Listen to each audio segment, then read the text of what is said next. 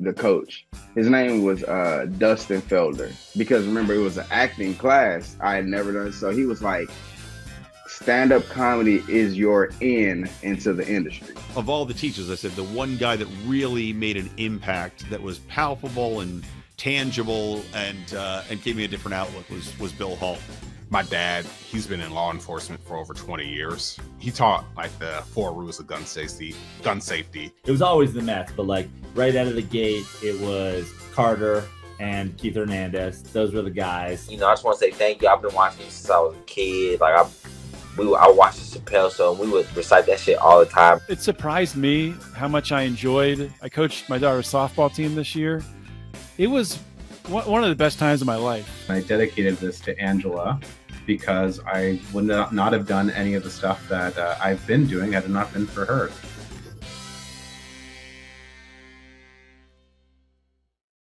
What's up? Welcome to episode number 152 of the People We Love podcast. I'm Adam Choi. For more about this show, head to peoplewelovepodcast.com. That's peoplewelovepodcast.com. That forwards to my link tree where you can get everything related to the show. Please subscribe on whatever platform you listen to podcasts on. Please subscribe on YouTube. That's definitely appreciated, as are comments, shares, likes, reviews, all that stuff. At Adam Choit on Instagram and Twitter if you'd like to follow me, adamchoit.com for everything else. Today we have Rhode Island's own pizza artist Eric John. His family's D. Palmieri's Bakery has been in the family way back since 1905 and is truly an American story. Always thriving, even a fire couldn't keep the family business out of business. Always loving comedy and music, it was almost accidentally Eric discovering his passion for making pizza art. What started as making some American flag pizzas for July 4th turned into getting requests for all sorts of custom pizza art. We talk family, we talk comedy, we talk pizza, and we talk Eric's George Carlin pizza. So let's just get started. Here's Eric John. Okay, so it's good to see you today, Eric John. Thank you for joining me. I appreciate it. Thank you for having me. I'm excited. This will be fun. Oh, for sure. How are you holding up during whatever year this is? Oh, it's 2024. Doing well. Doing very well. Business is good. Things are good at the pizza shop. For people that don't know, I'm a pizza artist and I make real pizzas. It's in a real pizza shop. Family owned since 1971, I believe. And my family actually goes back to around the turn of the century in terms of Italian bakeries here in Rhode Island. And so my family's been at it for like 120 years. And we were super, super lucky. Blessed is probably a better word. During the pandemic and all the lockdowns and everything. We did pretty good during that time. We didn't really struggle like a lot of places did. We're not really a sit-down establishment, so that really helped. It's mostly takeout, grab and go type stuff anyway. And our customers are so just super loyal and supportive. And so we actually weathered that storm pretty amazingly well.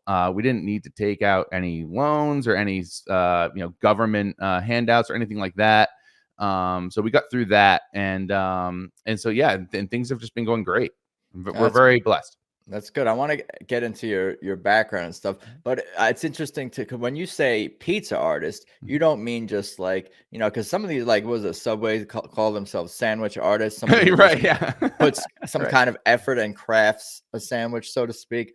But when you say artist, we're going to get into it, of course, and people could probably, I'm sure, going to post links and all that. But you make artistic creations out of pizza and pizza related materials. Right. So yeah, I actually create images and artwork out of just pizza toppings. It's actually, so I actually got into it because I'm kind of a creative person in general.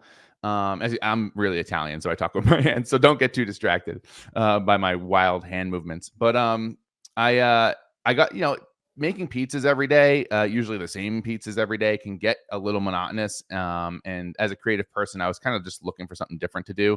So one year, and this is probably about 8 or 9 years ago at this point, I kind of lose track, but it was around the 4th of July, and I made like a really basic, simple American flag pizza, which had like pepperoni stripes, and I used olives for the stars.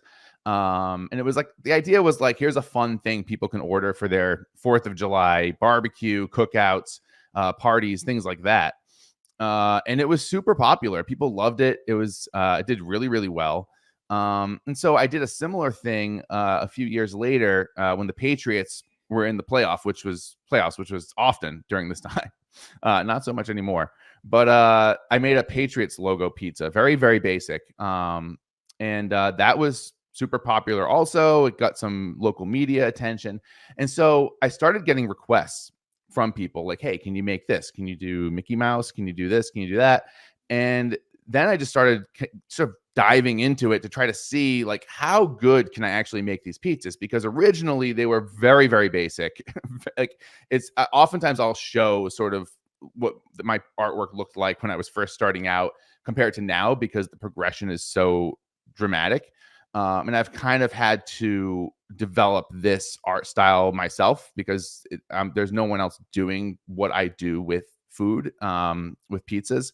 There really is there's no one Yeah. else. There's no one else. Yeah. So I haven't seen it. Well, there is other pizza art out there, and basically most of what it is, and it's really, really cool stuff. It's basically people will use stencils, and they'll use the stencil along with sauce and cheese and then cook it to sort of create an image on a pizza. So they're sort of really more or less doing the artwork on like a piece of cardboard or something like that, and then they're cutting out portions of it to create the effect. And it's very cool. But what I really wanted to do was I wanted to make this artwork just using pizza toppings and pizza ingredients, without stencils, without props, without food coloring, which presents its own challenges. And so I had to really figure out different ways to get different textures, create different colorings, different shading, all those sort of standard techniques that artists use. I kind of had to figure this stuff out as I went along. So over the years, the artwork has gotten much better.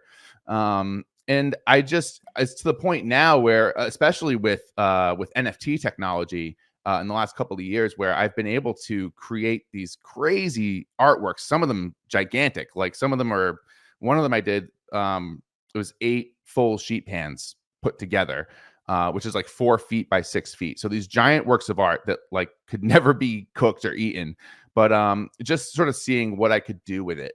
And it's been crazy. It's been fun. I look forward to it.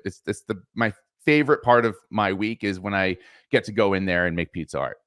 I can tell the passion. It's super, super cool to hear, and I could feel it shining through and all that. Oh, cool. It's interesting to hear you, because like something about the pizza art, like just seeing it online and from someone who I don't know and can't match a face to the art, it's super impressive. But there's also like a very fun and almost like funny element to it a little bit. It's a little bit silly, the pizza art. So to hear you talk about it with such like an eye for aesthetics and an artistic integrity and all that stuff, that's kind of funny too. But to hear you as speak as a serious artist, like pizza artist, like you take both of those words there, seriously in a good way. Obviously, you don't take yourself too seriously, but you definitely take the pizza and the art seriously. For sure. Oh, yeah. Cool. Yeah. And, and at the end of the day, it's pizza. Like, it's still pizza. And so it's got to be fun. And, there's people still order them locally for parties and stuff like that. And so, yeah, there's an element of fun to it. There kind of has to be. And also it's just sort of my personality also. But, yeah, I mean, I think there is something about the medium itself. Like, if you're using oils, for instance, like, just texture wise, you can convey certain emotions and certain ideas, more appropriately. Whereas if you're using pepperoni, like, there's really a certain level of seriousness I think you can achieve, when you're using things like that as your medium. And that's sort of been the challenge is, can I get this to a place where when people first look at it, they don't even know they're looking at a pizza? And that's so I've kind of been pushing myself further and further to try to get to that place. To the point where like today, I made a new one today. And one thing I've noticed recently is that, it's like when you're trying to create something really great, it doesn't matter if you're an artist or you're an athlete or whatever, you need to be like totally dialed in and sort of in the zone. And the second you get pulled out of that zone, it actually takes you a little bit of time to get back into it. There's a certain level of focus that you have to reach. And I've sort of been realizing this recently as I've been really pushing my art and trying to take it to a new level. And today, like, you know, someone comes into the shop, you know, we're closed. I always make my pizza art now when we're closed because I can't handle any distractions. But, you know, someone comes in to do some cleaning or whatever, and like I almost have to like walk away for a second and then come back. And so it's a journey, and it's changing all the time. And it's wild. It's challenging and frustrating sometimes, but it's super fun. I want to get a little more into your background, but it's interesting to hear you talk about how, I guess, the oil versus the pepperoni, these things sort of speak to you in different ways and can fit on a pizza in different ways and convey different emotions or feelings, I guess, either for yourself putting them on the pizza or for the consumer who's purchasing it or whoever it's for. Because I've been coming more and more around on like the fact that, you know, obviously there's a lot of meaning in relationships we have with each other, but also relationships we have with our pets and animals and nature and trees and all this stuff. And having a lot of conversations more recently about the meaning that objects have and that objects carry energy around with them. So it's almost like there's even like food down to like food, like can give meaning, and food carries energy like with it, like especially if maybe it's like something that was harvested or came from another place and it's traveling. It carries all everything carries like story and energy and meanings, and maybe it's us that gives the meaning to these things. I don't know. Maybe I'm talking too new agey, but no, absolutely. You know, and it's one, even the difference between the sort of energy that comes through the artwork before it's cooked and after it's cooked is drastic. And that's something I've always noticed. And another thing that's really kind of interesting that I've realized recently is it seems like my best work, like the stuff that I really like, the stuff I think really looks good, that I really nailed, it's almost always like the subject that I'm trying to portray is always something that I really, really love. Like if I'm doing a portrait of somebody that I like, but like, you know, it's not someone that I just love more than anything. Like for instance, George Carlin, I love more than almost anything in the world. Like I've been a huge George Carlin fan for, you know, since I was a kid. So when I did his portrait, like I just feel like that really shone through in the work. Whereas, I like Gary V, but like I'm not a Gary V fan. Like I'm a George Carlin fan. And I kind of feel like, although it's a good portrait, you know, there's like that little something extra that's kind of just missing from it for me. So I've sort of noticed that recently too. I've been really trying to only do stuff that I really, really love, because I feel like it shows through. That energy kind of carries through the artwork, and there's just like a intangible quality that exists in those pieces that doesn't exist in the other stuff. Good stuff. Yeah. What about, I want to go back, like growing up, you grew up on Rhode Island, in Rhode Island? You say on Rhode Island. We say in Rhode Island. Yeah. It's not actually an island. Right. Is Long Island technically an island? So That's where I'm from. Long Island is an island. And it's part of New York. But Rhode Island, so Rhode Island actually is an island. So when the state first formed, you know, back in the late 1600s, early 1700s or whatever, as a colony, it was two distinct colonies. It was basically Rhode Island, which now is current day Newport, basically, where Newport is in Portsmouth, Rhode Island. I think it's referred to, I think it's Aquidneck Island now is what it's known as. They've sort of adopted the old Native American name for it. But at the time, it was Rhode Island. It was named after the island of Rhodes in Greece. And then the other colony was Providence Plantations. So for the longest time, up until only a few years ago, actually, the official name of the state was Rhode Island and Providence Plantations, referring to the island itself and then the rest of the state. and Providence being our capital. But the state of Rhode Island, now it's just Rhode Island, and the whole state is called Rhode Island now. So we say in Rhode Island, but historically there was actually an island as part of the state that was called Rhode Island. So that's sort of where it comes from. But yeah, I was born here, lived here my entire life. I moved away for college for a few years, and then came back, and I've been here since then. You grew up with siblings?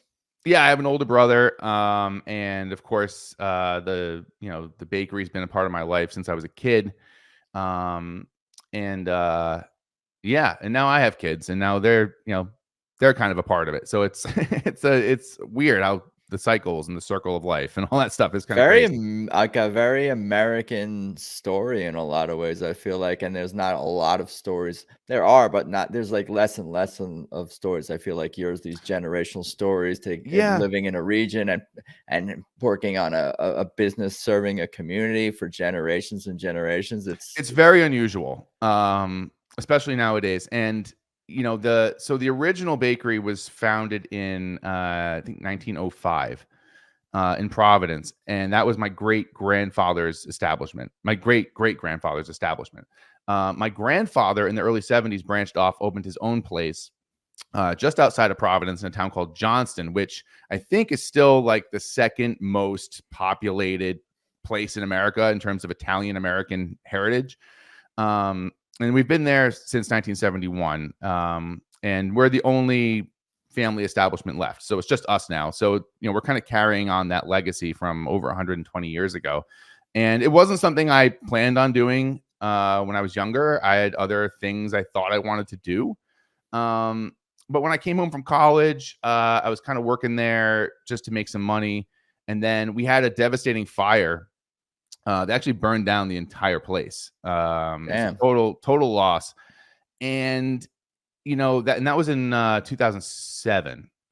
So, I kind of saw the place differently. The community was devastated, and I didn't really understand it from that perspective, to be honest. I kind of grew up around it. It was always there.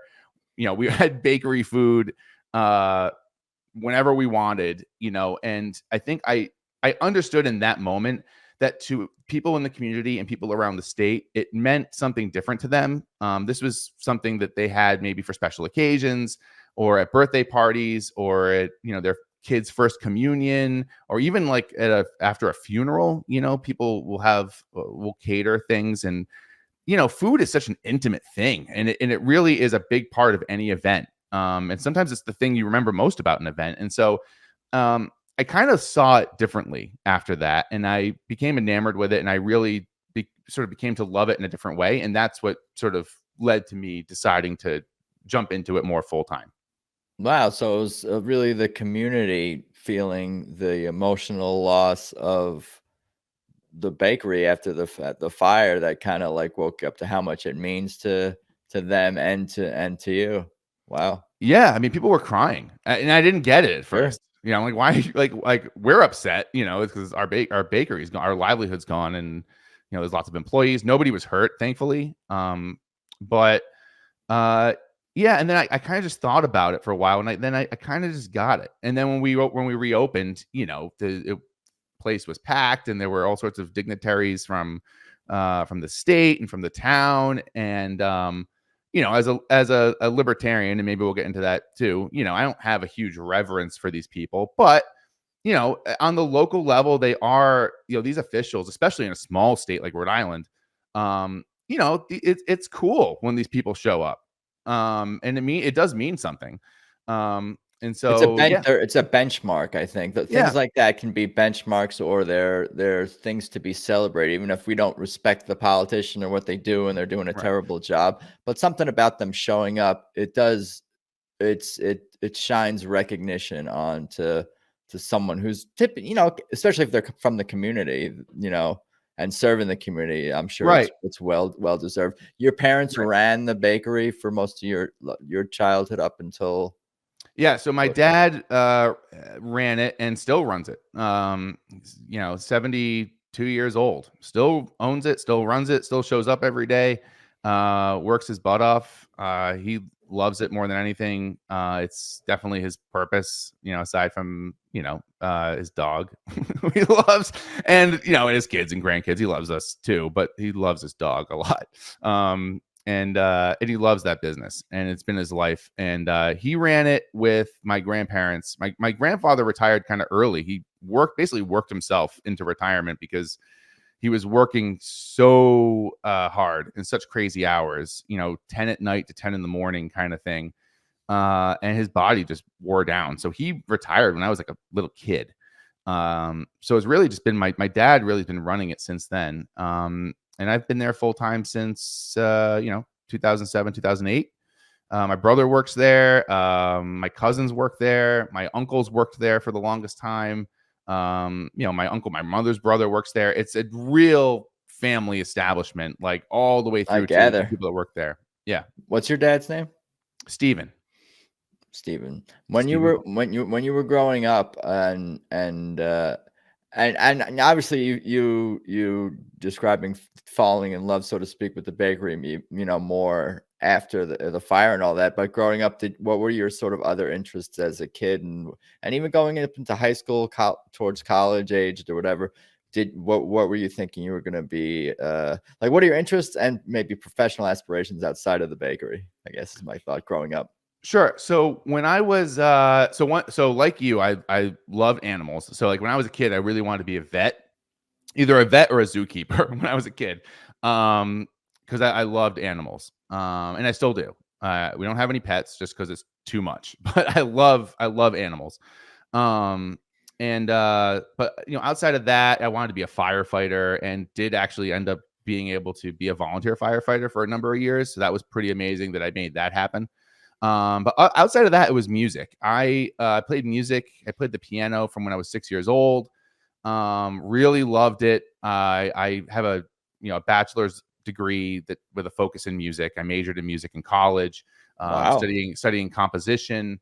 And so, yeah, I thought maybe, but if I was going to be a professional musician or not, who knows? But I thought it would be something in the music field, whether it was like film scoring. I'm a huge fan of film and movies and pop culture, and I love film scores. It's actually when I'm making my pizza art, the thing I love to listen to most is like a film score channel on Pandora or something. I'm picturing this and envisioning this and listening to it. It's like a very dramatic. It's a scene, and I'm sure it's inspiring. Yeah, I love film scores. I love movie music, and I always wanted to be like a film scorer. It just didn't happen. And when I graduated, again, I was playing music. I was in some bands. We came out with a couple of CDs and stuff like that. It was nothing major, very, very small time stuff. But then the fire happened, and then my priorities just changed. Like that, just literally like the next day. It was such a shock to the system. And then I just shifted my focus from then on. And then I moved to a town where there was a volunteer fire department, and did that in tandem with what I was doing at the bakery. And that was awesome. That was some of the best 4 years of my life, doing that. And then I moved to a different town, and so I stopped doing that.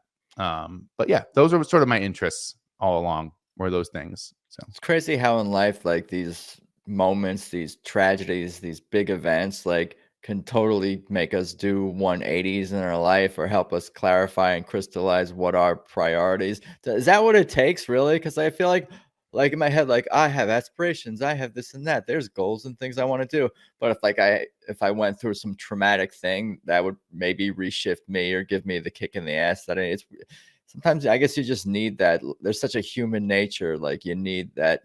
I guess kick in the ass is not necessarily the right term, but like those big moments where it's become so clear what we're supposed to be doing with our lives and our time.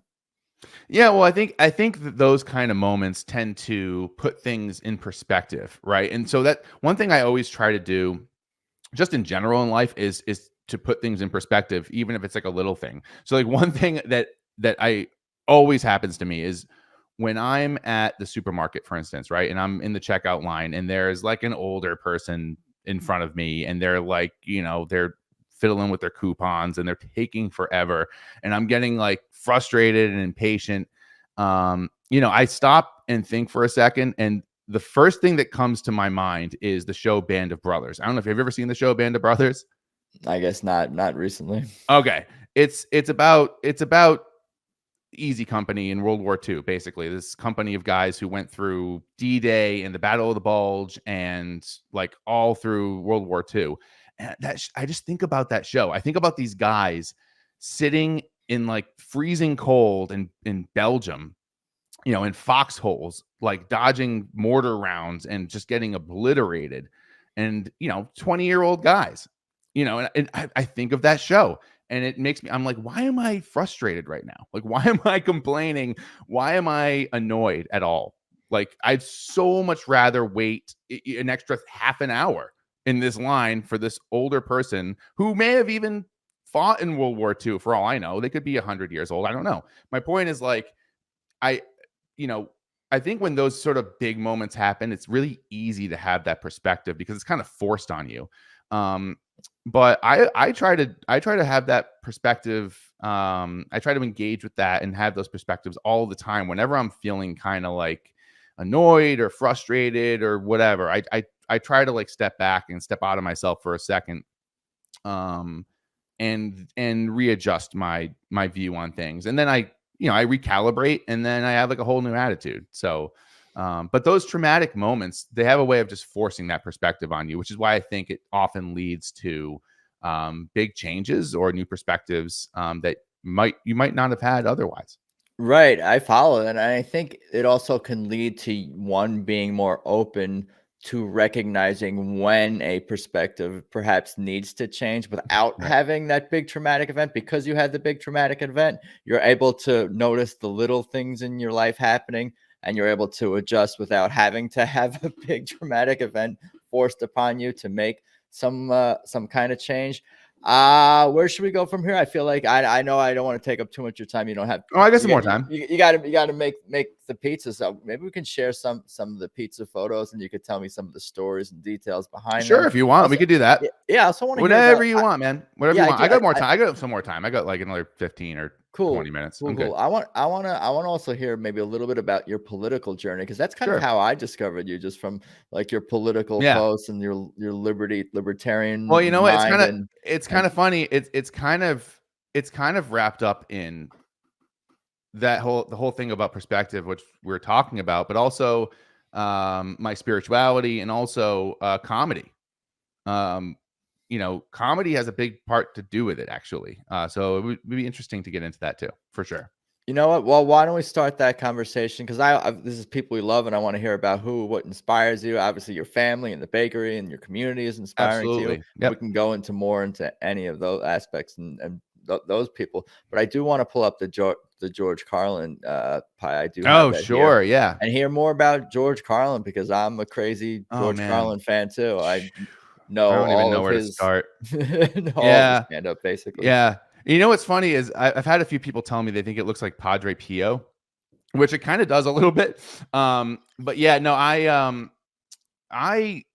fell in love with stand-up comedy pretty early. I remember my earliest memories are watching the George Carlin routine he did on Stuff. And I think because it's a pretty tame bit, it's not really dirty. There's like one little swear word in there. But otherwise it's really benign, like that one and the baseball and football routine. Like as a kid, hearing those and just thinking it was so funny and loving his faces that he would make and just the way he would move around the stage, and he would use all sorts of different voices. And and like I can still see his face doing the baseball football routine and kind of switching between the football face and the sort of happy baseball face, and the tone. And I just fell in love with it. And, I think that I just love people and appreciate people that make me laugh, because I really do feel like laughter is the best medicine in so many instances. It reduces stress. It increases endorphins. And it's just really fun too, just on a sort of surface level. but even like intellectually, just the idea of like how a joke is built and why it works and why it's funny and why it's not funny. So really, since I was a kid, I've been in love with comedy. George Carlin's one of those guys. I used to love. There's a special by Robert Schimmel that I used to love. I don't remember the name of it. I haven't seen it in forever. But like that's how I kind of got into like Dave Smith and Legion of Skanks and all that stuff. Actually, I started listening to Dave. It sort of by accident. It was actually through libertarianism, I guess. I saw him, I heard him on the Tom Woods show, and I was like, what is this? A libertarian comedian? Crazy. Like, talk about worlds colliding, right? And then started listening to his show, and I've listened to it every time he puts something out, I listen to it and have for years. But then through him, discovered all these other comics like Shane Gillis and Louis J. Gomez, and I've gone out to see a lot of these people live, and and then especially with all the cancel culture stuff that's been going on, and comedians being a target, like, I just feel like comedians, for me, it's like there's like a red line there for me. People are trying to make jokes, they're trying to make people laugh. Sometimes they're going to go over the line. There's going to be things they say that aren't funny. There's things that George Carlin has said that I didn't think were funny. Or agree, even. Yeah, like it's not always fun, and so look, the thing is, if it's funny, then like I always hated the term offensive comedy, because if it's comedy, it's not offensive, sort of by its nature. Like if it's making you laugh, then it's not really offensive. It might be to some person, someone else, but then they're not finding it funny. So to me, I just really, I get a little defensive, probably unnecessarily so, or maybe I go overboard sometimes. But like when I see comedians being attacked, it just bothers me on a visceral level, because I appreciate what they do so much. And they have such a, I was going through kind of a tough time a few years ago. This was like a year after the pandemic. It's kind of in a funk. Like I was kind of languishing a little bit. The art, I wasn't doing much with the pizza art for like a 6 or 7 month period. I was in a funk. You get in a funk sometimes.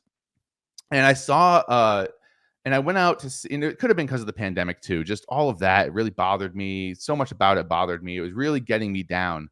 And I went to see a show at the Comedy Connection. And actually, I told the owner of the Comedy Connection this story, because it was monumental what this show did for me. It was Louis J. Gomez, Dave Smith, and Zach Amico. It was an outdoor show at the Comedy Connection. And it just going to that show just knocked me out of this funk. I don't even, I left that show in a different place, and I didn't go back. And so, I appreciate this stuff on a really personal level, what comedians do and the power that they have to, I don't want to oversell it, like to say that they saved my life or anything, but like, it got me out of a pretty serious funk, and I started redoubling my efforts on the pizza art, and I had a newfound energy really because of that show. That's so cool to hear. And I talk to a lot of people on podcasts, off podcasts, and people do seem to be saying similar things about music, about comedy, about art. And I hope and I think and I believe that you're probably doing that with your pizza art. It maybe not changing people's lives in the moment per se, maybe you are, but definitely bringing joy and uplifting people and bringing fun to their lives. And that's a service, and that's definitely needed in this world. God damn it, more than well, especially especially when when I'm making a pizza for a kid's birthday party, and a lot of times the parents will send me pictures from the party of the kid standing next to the pizza. Like there's this picture someone sent me of their kid. I had done an Incredible Hulk pizza, and the kid's standing next to it, and he's so happy, and so like again, it goes back to sort of that feeling of understanding after the fire of what this stuff means to people. And so it means a lot to me when someone says, oh man, like your pizza, it made my kid's party. Like I remember some birthdays when I was 6 and 7, like there's certain things I remember about it. And so to be able to have that kind of impact on, like, maybe this kid will remember that pizza 30 years from now. Like, that's like that's the coolest thing in the world. I can't imagine anything much cooler than that, you know? So yeah, it's that kind of thing is amazing. If you can have that kind of impact, you know, even on that level of like a kid's birthday party, you know, a family party, that's super meaningful. If you can tap into it and think about it that way. Yeah, no doubt.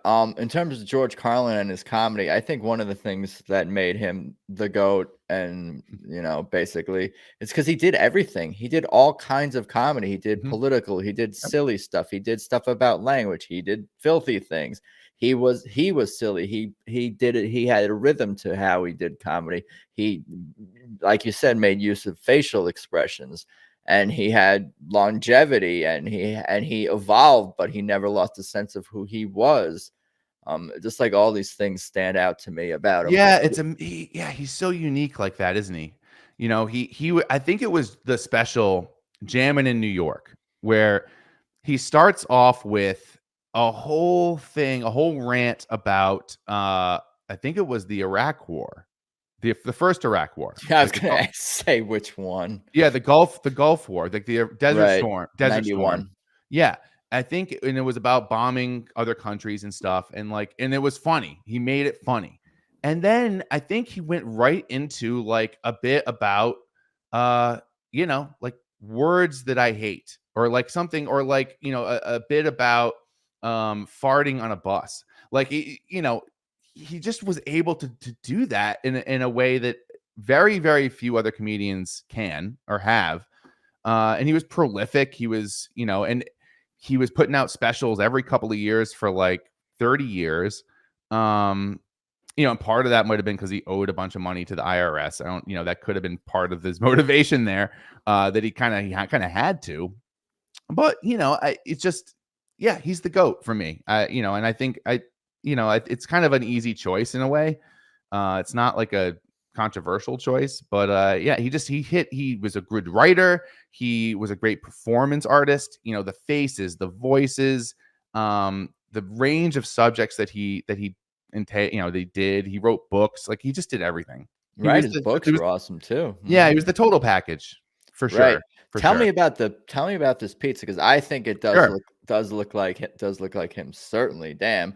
But there's these details, like in the forehead with the lines and just like the little, so just looking at the gray beard, it's not the white beard, it's not just totally white. You can see the details. I'm doing extra close-ups here. Yeah, zoom in on that. Yeah, so the resolution is staying there. Was that sugar, powder? I don't even know. It doesn't look like food, like you were saying you were aspiring to do. Like, so that was one of the techniques that I developed like a few years ago. I was trying to figure out how to do gray, and originally I was using mushrooms, right? Because mushrooms kind of have a grayish hue, but they're also kind of white and they're kind of black. But when you chop them up really small and put them together, it kind of gives you like a gray, a grayish color. But it's not perfectly uniform. It's kind of spotty.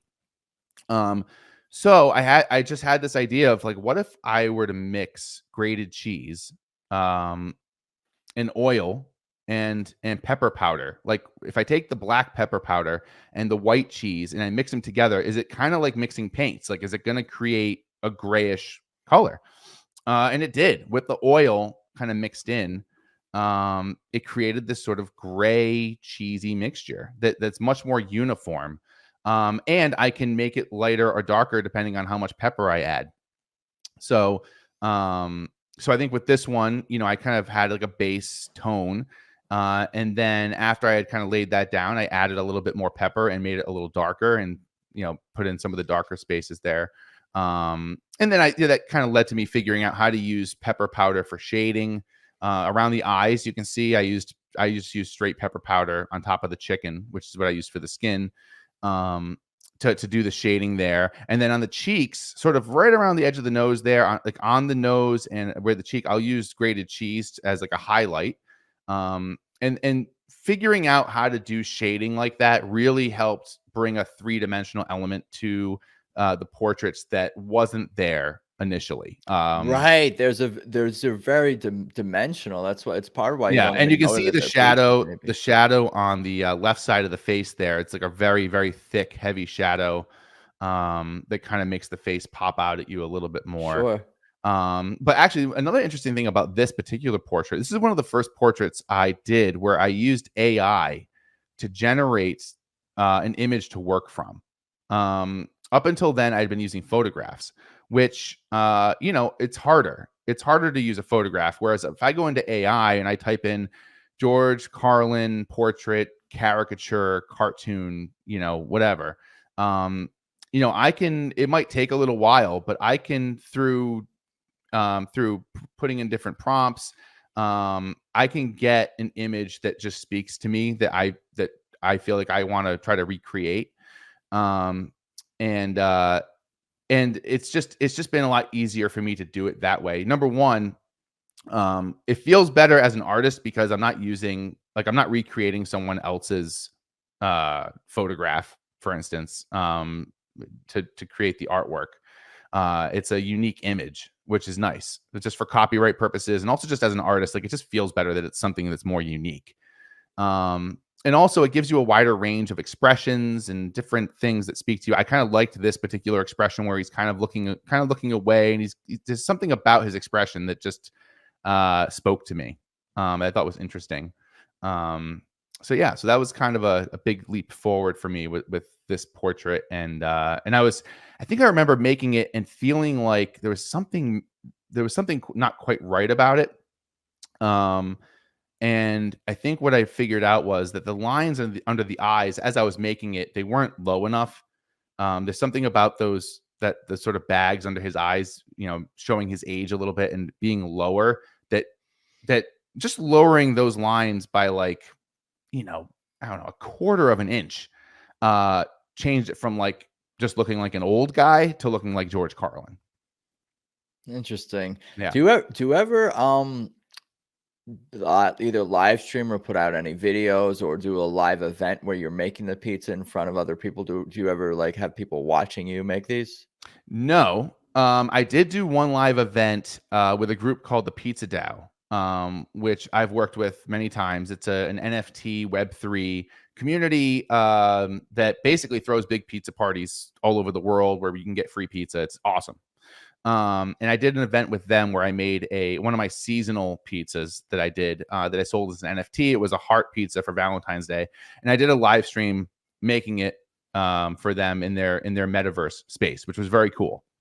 But other than that, no, I haven't done any live streams. I do have a YouTube channel. I put out YouTube Shorts. I just started doing that like maybe 6 months ago. It was just still photos up until then, and I've started trying to take. They're like quick 10-second, 12-second videos of the pizza being made. But I am thinking about live streaming. It's just I think the reason I've avoided it is that it's just a different level of pressure that I don't think I'm ready for yet, to be honest. If I'm being totally honest, these pizzas, the process of making them can get kind of intense and stressful. Especially when I'm like 3 hours in and something's not looking right about it. It's, there's times where I've spent 3 hours on a pizza and I was like, this isn't going to turn out. I don't have enough time to finish it, to do to start over. There's sort of a clock ticking on this artwork. It's not like, digital art or painting where you can put it aside and come back to it tomorrow. I have basically like a 5-hour window. And if I don't finish it in that 5 hours, I kind of have to stop because the ingredients can't just sit out all day. I don't like to waste food. I don't waste anything. Everything gets used or reused or eaten. So it's a lot of pressure. So I think having a live stream with people watching me do it could be stressful, but I've thought about it. I might do it. Maybe I'll start with something that's relatively easy so that there's not all that pressure. But I think it would be fun to do it and to have people be able to watch. I've done some time lapses, which is a little less pressure, but still a little bit of pressure for some reason. I have to be in that zone. Have you ever seen the movie For the Love of the Game with Kevin Costner? I know of it. It's a baseball movie. It's He's an there's older player. Yeah, he's an older player. It's like he's basically at the end of his career. And there's this point in the movie. Actually, it's funny because I think Joe Rogan was talking about this the other day on his show. But there's a moment in the movie where the crowd's making all this noise and he's trying to focus, and he says, "Clear the mechanism," and everything just goes silent around him, and he's just focused in on the glove. And that's kind of the zone I try to get into when I'm making this art. I've got the music on that I'm listening to and just the pizza, and I try everything else has to be blocked out. I don't want to be thinking about chores I have to do. I don't want to be thinking about the fact that I got to pick my kids up later. I don't want to be thinking about, bills, nothing. WrestleMania, like WrestleMania was last night. I don't want to be thinking about that. I don't want to be thinking about anything. So, having a live stream there, that's going to be a distraction. I'm going to be thinking about it probably. So, so maybe soon. We'll see. It's not a bad idea. I think it could be fun, but that's why I haven't done it yet. Gotcha. Yeah. Well, I'd be excited for any content that's coming. I know you got to get out of here soon. Should I just scroll through a bunch of pizzas and you could kind of just sure? Yeah, let's do a lightning round. Yeah, lightning round Sure. of sorts. What jumps out at you about some of these, and sure, throw in some plugs and stuff, and I'll get you out of here. They got the Star Wars one here. Ooh, where'd it go? Yeah, I see it. It's a Grogu at the top, Chewbacca, Boba Fett. I like to call him Boba Fetta, although I didn't use Feta on it, but it works name-wise. And Darth Vader. Yeah, I'm a huge Star Wars fan. Love Star Wars. I actually just made a Princess Leia pizza today, which was great. Yeah, so that's a good example of like something that I really love. Like I just love Star Wars. So like those pizzas always tend to come out pretty good. The Chewbacca one actually and the Darth Vader one, those are pretty old. I did those like maybe 4 or 5 years ago. And that was the period where I really started developing the skill pretty dramatically. I'm just gonna keep repeating the same comment. These look like drawings or paintings. Well, that's kind of the idea. And the Chewbacca one actually is interesting. That was a pizza where I really learned about texture, how to use food as texture, right? Because the eggplant, so that's breaded eggplant for the fur. Damn close in here. And I realized that if I cut it in little, like really thin strips, it gave this sort of, hairy appearance. But if you look down at his belt, it's sort of more of I cut the slices of eggplant into bigger, longer sections. It gave more of a flat, smooth, textured look to it. So that was a good example of like how I was trying to figure out how to manipulate ingredients to make different textures. You got the Joe Rogan one here. Yep, that's my Rogan. It's one of my favorite ones that I've done. I'm a huge fan of the podcast, like most people are. Yeah, you got the podcast logo with the eye, the exactly eye there. Super. Yep, cool. yep. I'm still I'd love to know if he's seen it. He probably hasn't. If anyone who follows me who knows Joe, it'd be cool to know that he saw it. Like I don't care if he doesn't need to share it or anything. I just love when the subjects of my work, when I find out that they've seen it. It's the coolest thing. Yeah, no, I get that. Here's the Super Bowl one here. Yeah, that was funny. I actually did that like 4 years ago when they played each other, and then it just worked out perfectly for me that they played each other again. I was able to repost it and get some traction out of that. That's right. Again. That was 2 Super Bowls in Kansas City and San Francisco. 49er load. Here's Santa Claus. There's Santa. Yep. So that was that's been a big hit at the holiday, during the holidays. I do a Santa. I do that Santa pizza there. I do a Christmas. This you could do in 5 minutes. This Santa, it's compared to the George Carlin with the deep expression and having the existential crisis. George Carlin. Yes. So Santa. So that Santa, for instance, that might take me like 45 minutes. Damn. Maybe an hour. Quick. Yeah, it's pretty quick. So something like that is much quicker. But these are probably in demand. Yeah, I do those. So it depends on how much I push it, to be honest. We're so busy at the holidays, and especially since COVID, we don't have an abundance of staff. Let's put it that way. Like a lot of small businesses, it's tough to find people right now. And so I have to be careful. I have to be careful how much pizza art I do, especially during busy times of the year like Christmas. So, so I'll push things like I do a wreath pizza that takes I have almost that no one time. too, I think. Here. Yeah, it takes almost no time to do the wreath pizza. But there you go. Yeah, so that doesn't take too much time at all. And so that's like a fun thing I can do pretty easily for people if they want to order it.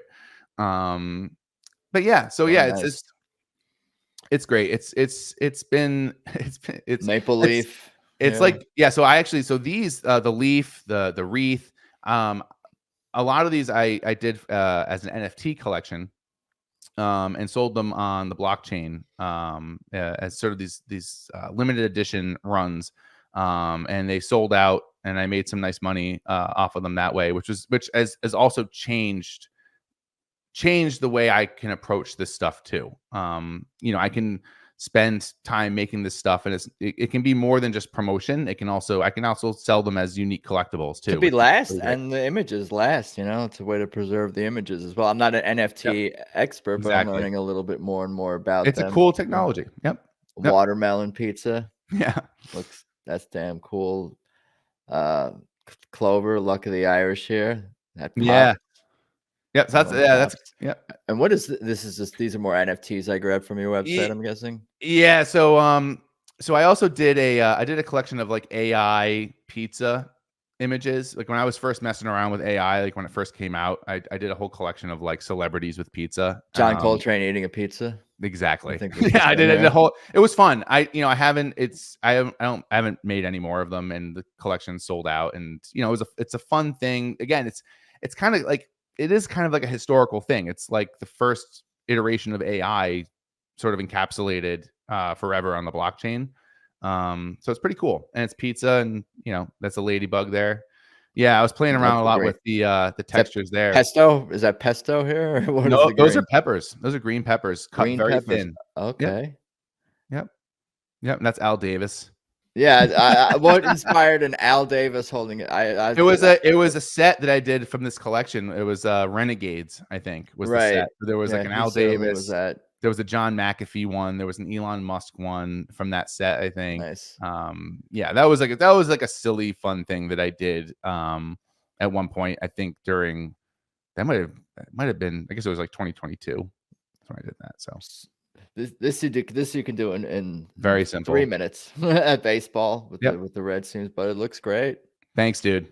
Hulk Hogan. Early 2000s Hogan. Again, like a huge wrestling fan, especially as a kid. Same. Huge Hulk Hogan fan. Again, and again, I look at that and I say, like, it to me, like it pops, like it shows through that. It shows that I love Hulk Hogan. To me, I love how it came out. That was an older one. That's one of the first ones I did. Nice. You can see there's not a lot of shading there. Actually, if you go back, I didn't do any shading under the chin. There's no shading under the nose or the mouth or under the glasses. I hadn't figured out or started to do any shading at all at that point. So that was actually a pretty early one. Right. The Carlin one and some of the others had a little bit more like dimension to them, but this is totally awesome. Definitely captures the spirit of Hulk Hogan. We got a cartoon. Is this a specific cartoon turkey, or is this that's I did that for Thanksgiving this year, just as a fun promotional thing for the internet. So nice. Yeah, looks cool. It looks good. It looks like turkey. It looks like more like the edible turkey. Actually, I know. Yeah, I want to like eat this. It's more eggplant. Eggplant has been a good friend to me. It looks appetizing. Thanks, dude. You got Garfield here. Super cool. Yeah, that's like perfect. Like so that pizza, I actually made that for a kid's party. And I photographed it, and they sent me a picture of them with the pizza after. So that was one that I actually got cooked and eaten. Yeah, Garfield would want to eat this, and he liked. But he's already look how full he is. He's already so full. Could he possibly eat anymore? He can do it. Ghostbusters, I grew up watching, so I wanted to pull this one for sure. The logo. Oh God, yeah, another man. Again, like it just one of those things, like pop culture movies, like just a great movie. That first Ghostbusters was just so good. So good. Yep. Winnie the Pooh. This is cute.